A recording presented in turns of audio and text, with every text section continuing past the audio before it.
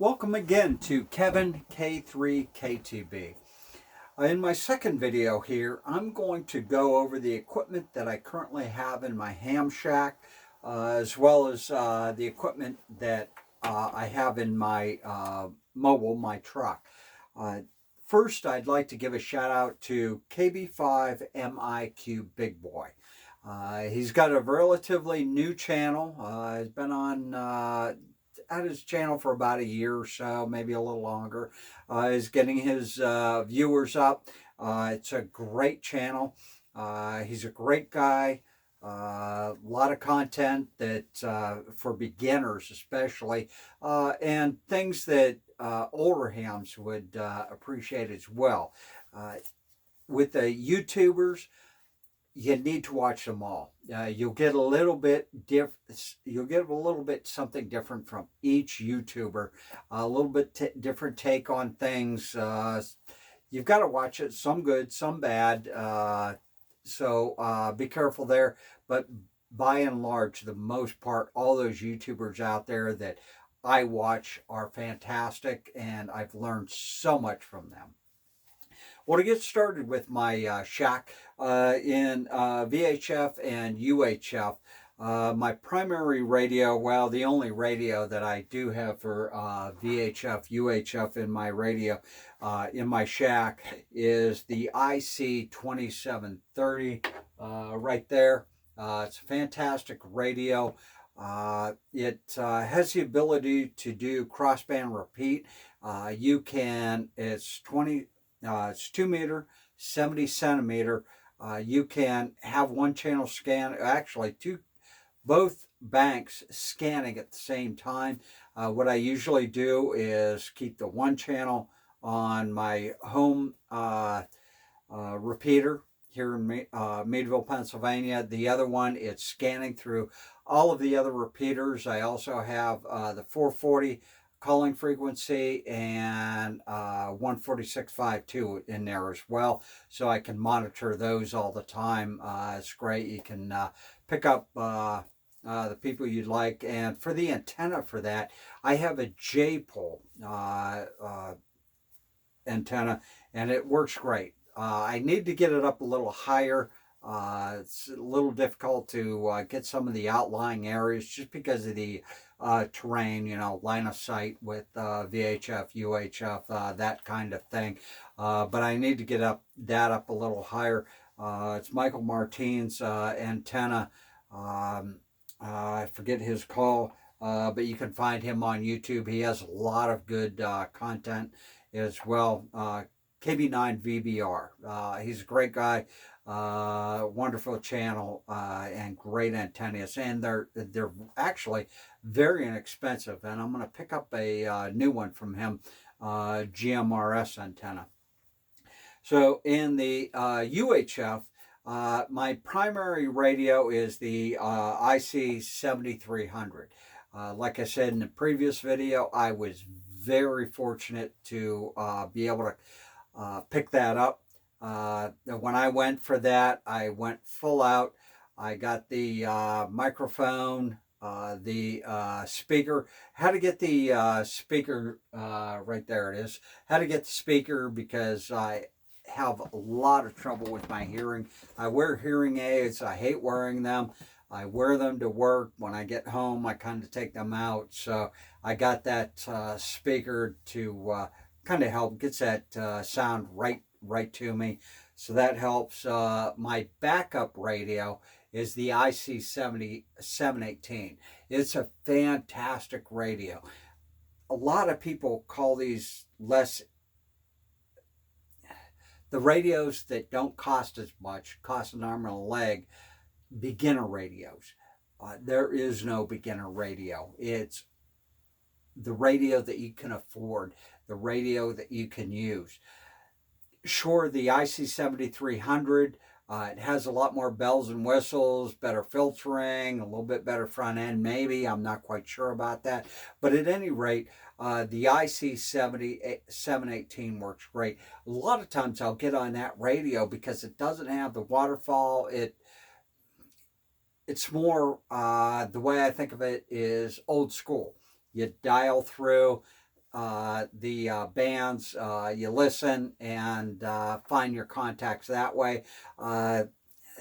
The waterfall, I think it's the way I look at it, it's great. It's a great feature, but it's kind of like, I don't know, cheating.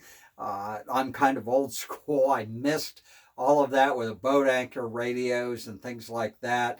But that 718 is a great radio. I actually have two of those. One I'm going to sell. I used to use it for portable, but I have another radio for that now. And but it's a great radio as well. My antenna tuner. I have a manual antenna tuner. I started out with an automatic antenna tuner, but for some reason I like the dials. I like the meter on it to be able to see just where the SWR is and everything is. Just being able to, the tactile, being able to turn the dials and get it tuned in just right.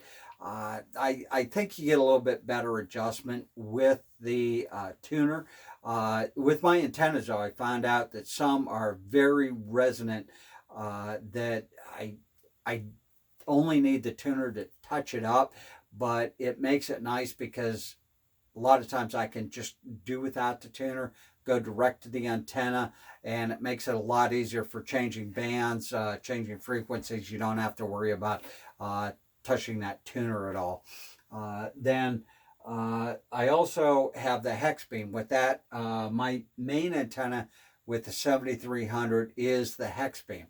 It's only, it goes from 20 meters, 17, 15, 12, and 10.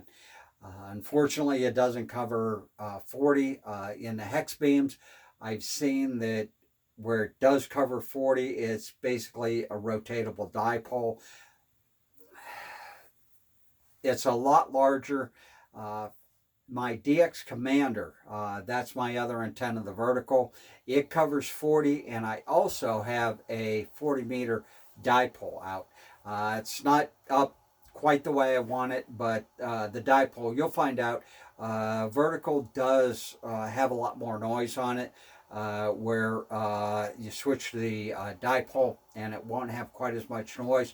And then my 80 meter antenna is a dipole. It's trap dipole, very narrow banded. If you would see it, it's the saddest thing. It's about 20 feet up, 25 feet probably at the highest point in the center, and then it droops down in towards the ends, and it looks just sad, but it works. It works, and I'm happy with that. Come spring, I'll be able to get it up much better, and I'm sure I'll have better results with that. Get it tuned. Right now, where its resonant is a little lower than what I would like, because I'm a general. Once I get my amateur extra, though, it'll be actually kind of right where it needs to be, so I need to get on that amateur extra. I also have a scanner radio. The scanner, I've always loved scanners. The new ones are fantastic.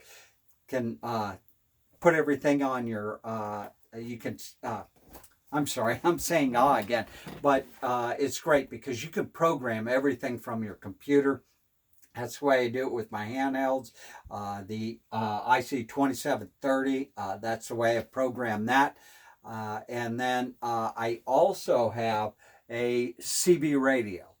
I had to go back to CB because that's where I came from. It's great. It's a single sideband CB that I have.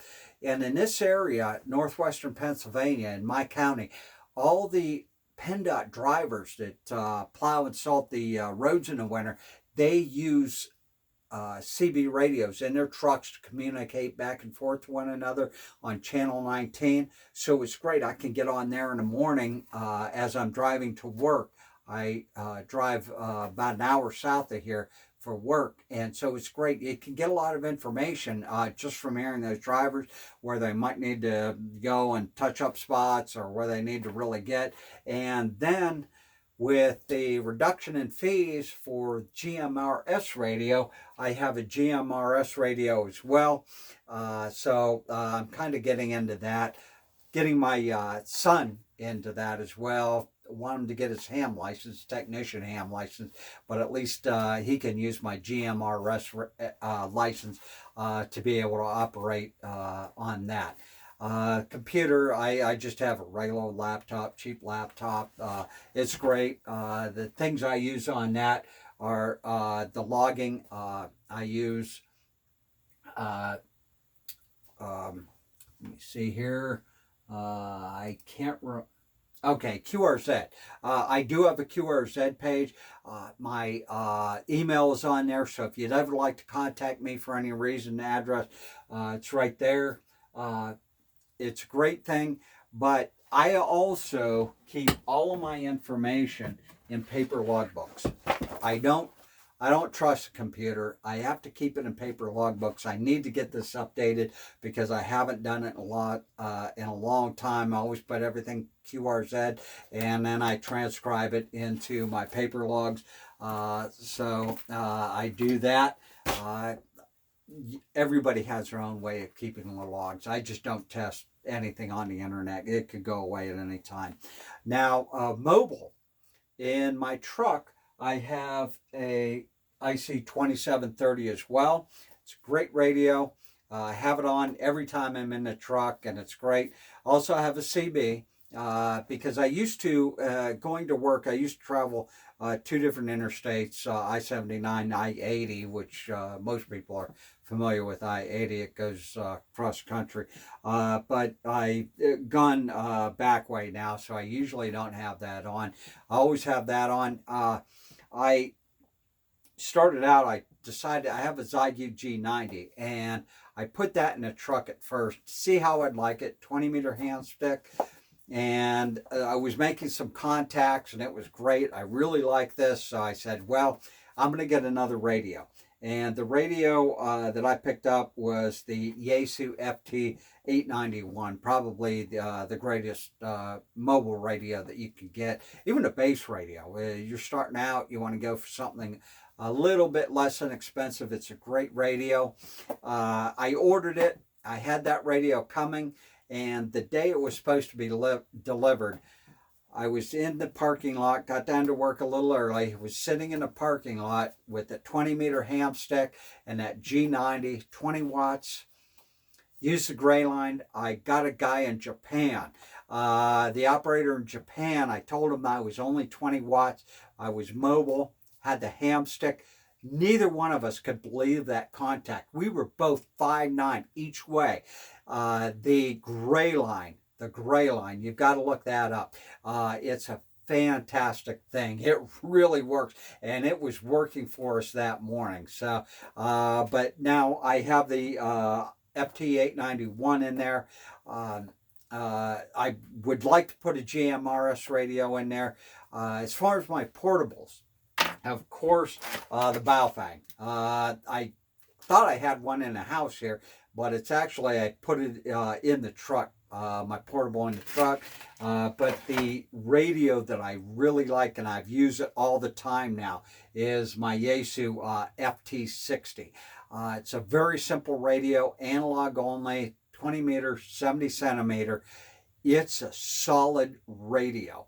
I'm going to be getting another one of these. 2 is 1, 1 is none, that type thing. It's very rugged, very heavy duty. It's got a good die-cast case on this. The battery life is really good. It's just a good, simple, durable radio.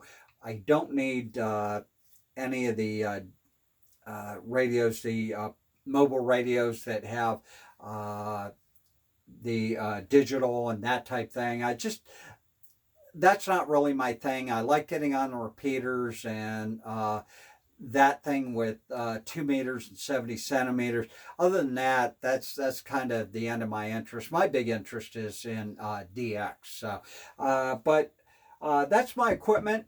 I do have a couple mobile GM or portable handheld GMRS radios, as well as a base, well, mobile radio that I use for a base, and I'm going to put one in the truck as well, plus a couple handheld CB radios. Got to have those. I still have the one that my uncle bought me years and years ago. So that's it for this video. I thank you for joining me, and I hope to see you in the next video.